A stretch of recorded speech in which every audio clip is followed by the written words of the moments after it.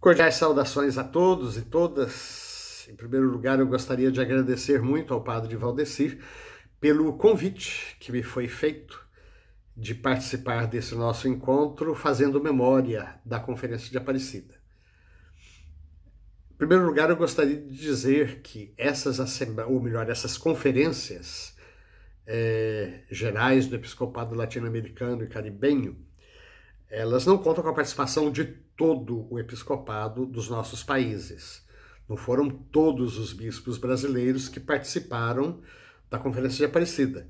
Porque se nós mandássemos todos os nossos bispos, ainda que fossem só os bispos diocesanos e os seus auxiliares, coadjutores, né, nós seríamos em número maior do que todos os bispos das outras conferências da América Latina, excetuado o México. Seríamos em número maior do que todas as conferências juntas. Então, eram convocadas representações, delegações, que eram escolhidas pela própria Assembleia ou pelas Assembleias Gerais de cada conferência. Eu tinha acabado de ser eleito para a Secretaria-Geral da CNBB, e aí os irmãos bispos houveram por bem também me delegar para a quinta conferência. E os bispos ficavam hospedados nos diversos hotéis de Aparecida, uma vez que, naquela época, as assembleias da CNBB ainda eram realizadas no mosteiro de Itaici, em Indaiatuba, e nós não tínhamos ainda a estrutura que depois o santuário construiu com os dois hotéis, né, Rainha do Brasil, Rainha dos Apóstolos, e o centro poliesportivo Padre Vitor Coelho, que é também um centro de convenções. Então, nós utilizamos o subsolo da Basílica de Aparecida. Ainda hoje, quando nós fazemos as nossas reuniões reservadas das Assembleias Gerais da CNBB, nós usamos aquele mesmo espaço que foi preparado especialmente para receber a quinta conferência. Então, eram delegados não só bispos, mas também representantes dos religiosos, né, de várias congregações, ou pelo menos das conferências nacionais de religiosos, a Conferência Latino-Americana dos Religiosos, que é a CLAR, né, a própria presidência do CELAM. A Cúria Romana veio em peso, praticamente todos os dicastérios, ao menos os principais, estiveram ali, juntamente com o Papa Bento XVI, e o presidente da comissão de redação era o cardeal Bergoglio, Jorge Mário Bergoglio, que era então arcebispo de Buenos Aires, na Argentina. Então, a nossa presidência, Dom Geraldo Lírio, Dom Luiz Soares, que era arcebispo de Manaus, e eu, como bispo auxiliar do Rio de Janeiro, fomos eleitos e logo em seguida nós começamos em grande estilo, porque saímos de Itaici e já fomos receber o Papa Bento no aeroporto de Guarulhos. E aí participamos da canonização do Frei Galvão, tivemos a oportunidade de almoçar com o Papa Bento lá no Mosteiro de São Bento e depois viemos para Aparecida.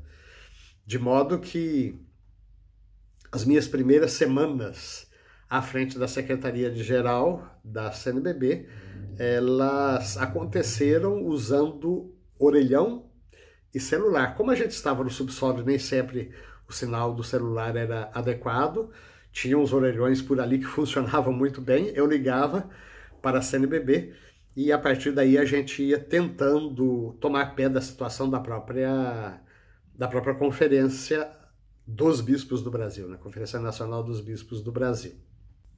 Mas eu gostaria de falar também sobre a preparação que foi feita para a quinta conferência, porque na realidade houve mobilizações as mais diversas de todos os países. E no Brasil não foi diferente. Houve grupos, por exemplo, das escolas católicas que se reuniram para preparar subsídios em torno da educação católica e da educação em geral. Houve grupos das comunidades eclesiais de base, por exemplo, que se reuniram justamente para preparar subsídios envolvendo as SEBs. Os movimentos também se uniram para falar da sua própria realidade. Os catequistas, a catequese nacional se organizou, as juventudes se organizaram, as universidades católicas se reuniram. Então houve uma mobilização bastante intensa no sentido de preparar da melhor maneira possível os trabalhos da Quinta Conferência. E no Rio de Janeiro não foi diferente. Eu era bispo auxiliar, né, do Rio de Janeiro naquela época, eu consegui um patrocínio da Fundação Adenauer, que possibilitou a reunião de uns 40 especialistas de São Paulo, Campinas e Rio de Janeiro, para pensarmos alguns temas, e nós procuramos refletir sobre temas que parecia-nos que não estavam sendo discutidos em outros lugares. Então, nós refletimos basicamente sobre a antropologia cristã, visão de pessoa, sobre o tema da evangelização e cultura, sobre o tema da defesa da vida e o tema fé e ciência. Basicamente, esses 4 temas foram os que nós abordamos num seminário que nós promovemos lá no Sumaré.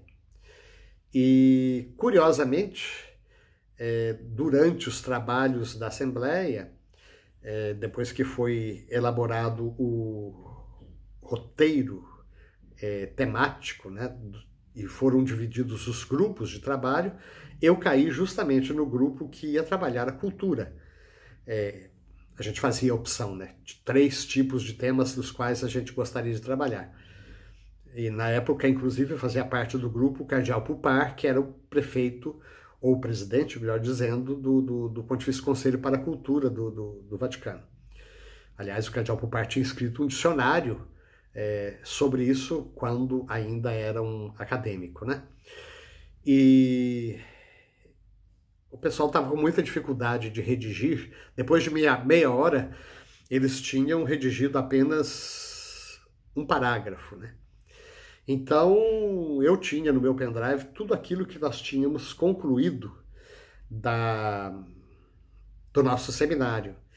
Então, eu falei para o grupo, se vocês me permitirem, eu vou num outro computador ali que eu estou com umas ideias, e eu vou colocar por escrito e trago aqui para vocês. Todo mundo concordou, eu fui.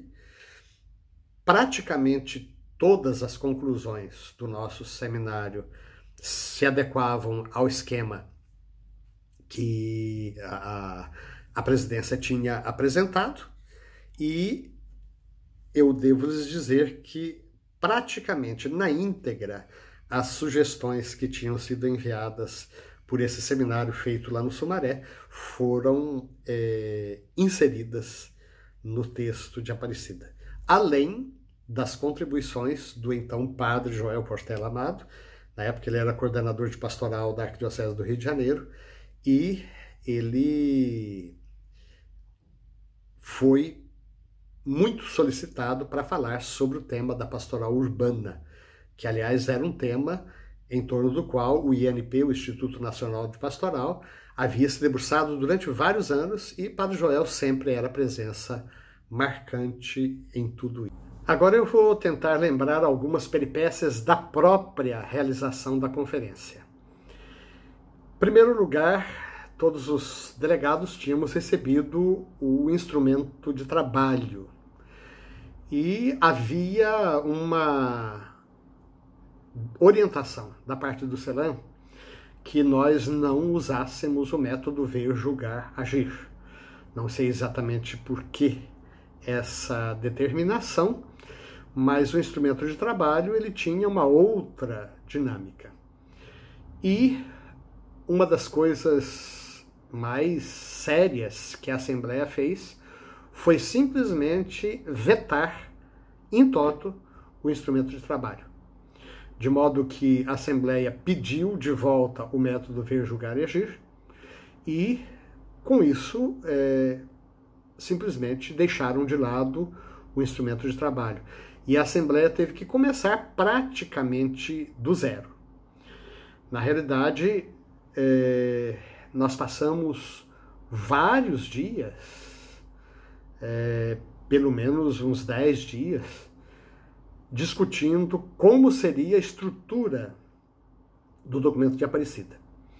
Como dizia um antigo professor meu, quando você vai fazer uma tese, né, o trabalho mais importante é fazer o projeto. E o projeto, ele dizia, é uma espécie de índice sem páginas, né, sem a numeração das páginas. Então, a primeira coisa que o grupo fez foi elaborar esse projeto. Uma vez elaborado, foram divididos os trabalhos em grupo, né, de modo que cada delegado podia elencar 3 grupos possíveis onde ele gostaria de trabalhar, e aí se começou a escrever dentro daquela estrutura que estava ali, então, preparada, aprovada. De modo que a primeira redação do documento de Aparecida, ela nasceu praticamente em um dia. O que, sem dúvida, foi um grande desafio, no sentido de que, para a equipe de redação, né? Para a equipe de redação, porque até a redação final, nós podemos perceber claramente que não houve uma única mão, né? Poderia dizer até que o documento de Aparecida é uma verdadeira colcha de retalhos dos vários grupos, um documento escrito realmente em mutirão. Não existe um estilo único de redação, um jeito único de escrever e de transmitir as ideias. Isso por causa dessa opção, logo no início da Assembleia, de jogar fora praticamente o instrumento de trabalho. Claro, depois nos grupos, aquilo que estava no instrumento de trabalho eventualmente pôde ser aproveitado, mas não enquanto formato e enquanto linha geral de pensamento. Quanto aos temas, naturalmente a Aparecida foi muito rica, mas eu salientaria alguns temas que marcaram a nossa discussão. O primeiro foi a questão ecológica, né? Porque havia aqueles delegados que achavam que a Amazônia era um problema de alguns países, não só do Brasil, principalmente do Brasil, mas de alguns países. Não era um problema do continente inteiro e o documento deveria tratar do documento inteiro. E, no entanto, ali houve um papel muito forte dos bispos da região amazônica, sobretudo do Brasil, de como a dimensão ecológica era importante. E o próprio Papa Francisco já nos disse pessoalmente mais de uma vez que também ele teve ali em Aparecida a sua conversão pessoal na direção da responsabilidade pela casa comum. De modo que a Laudato Si, que é a célebre encíclica do Papa Francisco sobre o cuidado da casa comum, foi desdobramento, consequência das reflexões acontecidas em Aparecida. Aliás, não só a Amazônia, mas também a Antártida entrou, até porque realmente é um dos desafios, aí sim, especificamente do continente americano, né? E todas as outras reflexões em torno dessa temática do cuidado da casa comum, embora a terminologia tenha ficado mais clara depois com o Papa Francisco. E um outro tema que trouxe alguma divergência foi o tema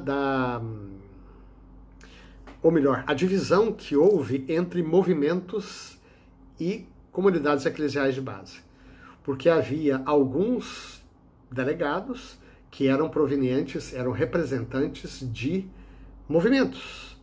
E esses queriam que a conferência se debruçasse mais sobre a sua própria realidade, o carisma desses movimentos.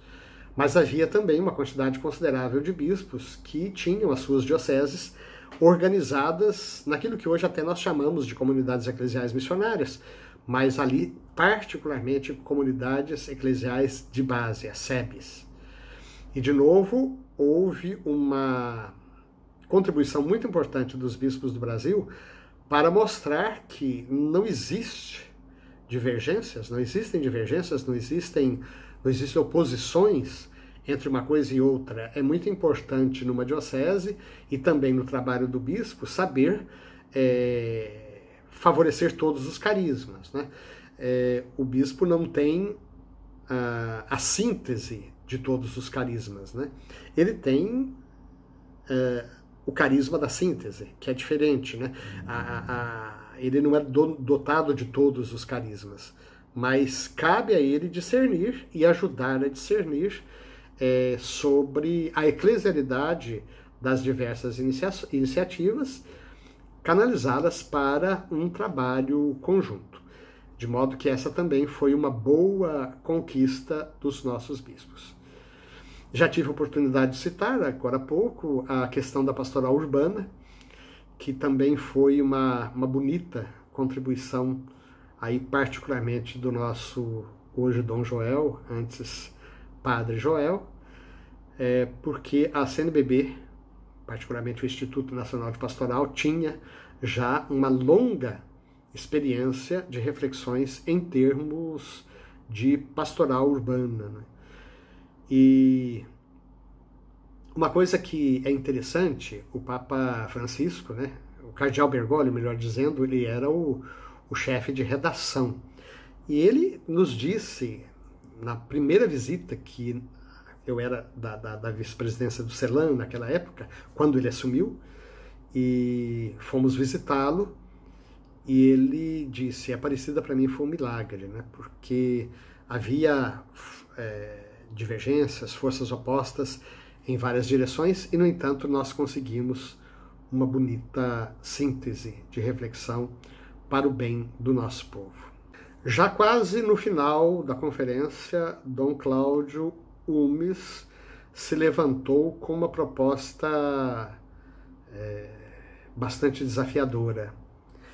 Ele disse que era preciso que os delegados saíssem dali com um renovado ardor missionário, e ele propôs o que ele chamou de grande missão continental, que era então para todas as conferências episcopais assumirem esse compromisso de levantar a bandeira em direção a um verdadeiro mutirão de missionário. Foi aprovado a missão continental, né? Não necessariamente a grande missão continental, mas realmente os bispos todos saímos dali com esse compromisso de incentivar a missão. Aliás, o Papa Francisco, por ocasião da Jornada Mundial da Juventude, retomando reflexões de Aparecida e falando aos bispos do CELAM, ainda lá no Rio de Janeiro, ele disse uma coisa que para mim marcou bastante, né? Que existem duas dimensões da missão: a dimensão programática e a dimensão paradigmática. A dimensão programática são os programas de missão que nós fazemos. De tanto a tanto nós vamos realizar santas missões populares, ou nós vamos formar, vamos dar um curso de missiologia, ou nós vamos enviar missionários adjentes, ou nós vamos enviar missionários para as nossas igrejas irmãs. Essa é a missão, a dimensão programática da missão. Mas existe também uma outra dimensão igualmente importante, que é a dimensão paradigmática. O que é isso? É inculcar na cabeça das pessoas a dimensão missionária do seu próprio batismo, Ou seja, todas as iniciativas da igreja, as iniciativas pastorais, evangelizadoras, os movimentos, as nossas obras sociais, todas têm que ter uma dimensão missionária. Nesse sentido, foi muito importante o discurso de abertura do Papa Bento XVI. O Papa Bento XVI, ele fez um discurso que praticamente deu o tom da conferência. Não foi, como eu já disse, né, o instrumento de trabalho que deu o tom da conferência. O que deu o tom foi, sobretudo, o discurso de abertura do Papa Bento. E aí, uma reflexão dele que ficou na cabeça de todo mundo, né? O cristianismo não nasce de uma boa ideia, não nasce de uma filosofia, não nasce nem mesmo de uma ética. O cristianismo nasce de um encontro vivo com uma pessoa, a pessoa de Jesus Cristo. Conhecer Jesus Cristo foi a melhor coisa que nos podia acontecer, e anunciá-lo aos outros é a nossa grande alegria. Outra reflexão do Papa Bento, que também foi muito importante, porque na época se questionava, mesmo entre os delegados, a questão da opção preferencial pelos pobres. E o Papa Bento sai com essa pérola, que a opção preferencial pelos pobres é intrínseca à nossa fé cristológica. A opção preferencial pelos pobres é intrínseca à nossa fé cristológica. E mais, que a igreja não cresce por imposição, ela cresce por atração. Nós somos chamados a anunciar um evangelho, um rosto atraente da igreja. E esse rosto, naturalmente, só pode estar fundado no próprio evangelho de nosso Senhor Jesus Cristo. Para concluir, eu gostaria apenas de partilhar com os irmãos uma cena bastante dramática, eu diria, difícil, que aconteceu justamente no pós-conferência. E muita gente se manifestou, e ainda hoje muita gente me pergunta sobre isso. É que o documento final que foi elaborado na Conferência de Aparecida não foi exatamente o que veio de Roma, digamos assim. Então havia alguns que se manifestavam. Eu recebi muitos abaixo-assinados de várias partes do Brasil, já na Secretaria-Geral da CNBB, dizendo que a CNBB tinha que se rebelar e que tinha que publicar a íntegra do documento original. E a pergunta é, quem é que falsificou o documento de Aparecida? É uma acusação bastante séria, né? E, na verdade, o documento de Aparecida, ele teve autorização para publicação. Ele não teve uma autorização, um reconhecimento formal, digamos assim. Houve autorização para ser publicado, mas como um documento do magistério colegial dos bispos da América Latina, né? E a própria presidência do CELAM chegou a se manifestar no sentido de que algumas modificações foram feitas justamente pela falta de consenso dentro da Assembleia, pela própria presidência do CELAM, de modo que as modificações já saíram daqui e foram simplesmente reconhecidas por Roma.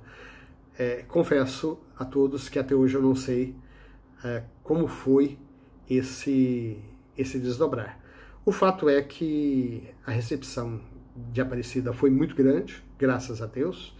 As diretrizes gerais da ação evangelizadora da Igreja no Brasil, que foram logo em seguida elaboradas, trouxeram as consequências, as conclusões de Aparecida com bastante clareza, e até hoje Aparecida é citada nos documentos da CNBB. Então, e esta é uma coisa que eu fiz questão de dizer pessoalmente ao Santo Padre, que, lembrando dessa nossa convivência em Aparecida, que é preciso resgatar a riqueza do documento de Aparecida. Recentemente o CELAM pediu que fosse realizada a sexta Conferência Geral do Episcopado Latino-Americano e Caribenho. E o Papa disse: não, Aparecida ainda não deu tudo que podia dar. O fato é que não pode acontecer com a Aparecida de cair no esquecimento. Cabe a nós, e esse nosso evento é uma ótima oportunidade para isso, resgatar e aplicar na realidade do hoje da nossa história as conclusões de Aparecida. Aliás, essa é uma iniciativa que o Papa pessoalmente tem feito nos seus documentos. Me lembro que quando nós fomos mudar as diretrizes, depois que saiu aquela imediatamente pós-Aparecida, eu disse, é bobagem a gente mudar, porque o próprio Papa ele tem se servido de Aparecida nos seus pronunciamentos, naturalmente dando agora conferindo a sua autoridade pontifícia e dando o seu estilo próprio, não apenas como redator, mas como autor. Então que o Senhor nos abençoe, que Nossa Senhora, a estrela da evangelização, seja nossa companheira e guia de caminhada. Um bom trabalho a todos.